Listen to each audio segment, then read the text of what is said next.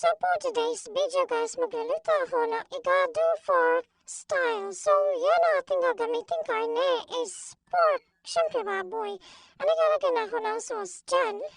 Yan na nga pala mga ingredients natin. Syempre inanda ko na para hindi na ako mahirapan. So ang hirap kasi guys, ang hirap guys mag-video sa alam nyo na wala pa akong taga-video. Mag-isa pa lang ako. So fast forward na lang natin siya guys, okay? Pagkakataon na nga yan guys, ay naglalagay na ako diyan ng mga paminta, mga bitchin. Siyempre, pagpalasa na ng ating recipe ngayong araw. Yan, so mix na din natin yan maya-maya dahil ang dami ko pa nilalagay, tinatansya ko pang masa para hindi masyadong maalat at hindi rin masyadong matamis. So, ang gulo diba? Ang gulo ang sinasabi ko guys. Pasensya na kayo. Yan. At nilagyan na naman natin siya ng toyo.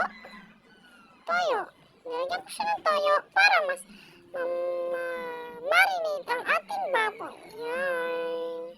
So, nakikita niyo naman po kung paano ko nilalagay ang mga ingredients. Nilagyan ko na din po pala ng kalamansi yung isa. And nagmamarinate pa po ako sa pagkakataon na yan. At dyan na po natin ipapasok ang mix. Minekos-mekos natin yan. Pero huwag kayo mag-alala guys, meron naman akong plastic gloves yan, kaya hindi yan madumi. At agad-agad ko rin naman sinalang ating kawali para mailagay na ating sibuyas yan. Makikita nyo naman ang dinigisa na sibuyas sa mantika upang ito ay maging brown. Upang maging brown para nangyari yun. And at ating hahalo-haloin na yan para mabilis maluto ang ating recipe. Pasensya na kayo guys kasi may mga maiingay dito. Maya-maya yung manok na tumitilaw na yan magiging tinulayan sa akin. Ang dami kasi sa gaba sa pag-voice over ko. So nilagay ko na rin ang sibuyas diyan. Hindi ko lang napansin. Hindi ko kasi masyadong asawa natin yung pag-usapan guys. So ang hirap talaga magluto kasi yung isang kamay hawak yung sa phone ko and yung sa phone kamay todo kihalo ng kihalo dyan. So ang hirap talaga. Sa pagkakataon niya na iyan guys, ako'y todo pa rin kihalo upang maluto na maayos sa ating sibuyas bowl. Nilagay ko na rin dyan ang ating pork na yan na minarinade natin kanina. At pagkatapos yun ay aking minekos-mekos na ulit. Hindi na natin ito papahabain. Fast forward. Na yan guys, ang bango-bango na ng ating niluto. At siya nga pala, natapos ko na yung takluban. Biduksan ko ulit at nakita natin ang kinalabasan. Pero hindi po po yan luto dahil madami pa tayong gagawin dyan.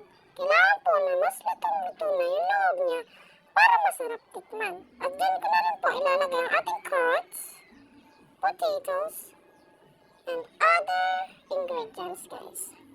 Ayan na po, kasalukuyang naluluto na ang ating bagong nilagay na sangkap. Yan.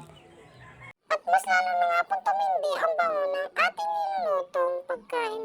Ito nga rin po ang aking bagong recipe for today's video. Kasi na kayo guys, nabubulan ako. Hindi ko naman kasalanan yun. At nagtaklog na rin, tinakloban ko na rin po pala ang ating niluluto. And then, binuksan ko na ulit at nakita na natin na nagbabrown na sila. Siyempre, kailangan na ulit natin yung haluin. Kasi, nagbabrown na ba? Masusunog na yan pag di natin hinalo, guys. Ay, sorry guys. Medyo na-excite ako sa medyo nakakalabasan nito, guys.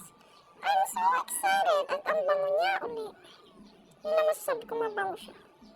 Nilagay ko na nga rin po pala dyan ang ating patatas. Siyempre hindi pa na to kaya ganyan yung color niya guys. Nilagay ko na po yan sa pagkakataon na yun. Uy, pagkakataon.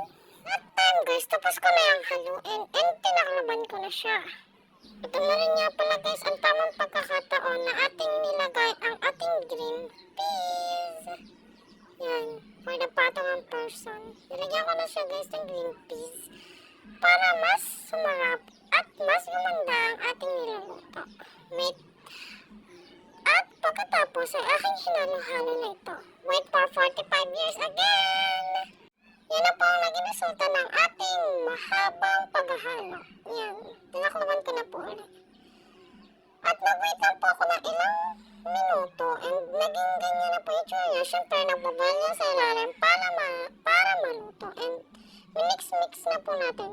Ang kailangan nyo lang po talaga dyan is mahaba pasensya ng paghahalo. Bawal po kayo agad mapagod sa paghahalo guys. At siguraduhin nyo po may taga-video kayo or may posted kapag gagawa kayo ng ganitong recipe. Kasi po, matagal po kayo maghahalo niyan. Ang hirap po niya gawin. Kasi nga po, ang haba ng process ng paghahalo niya. At oo nga pala guys, hindi ko na rin po naipakita kung paano ko isinalin yun. Kasi nga, mahaba na siyang video. So yan na po ang naging product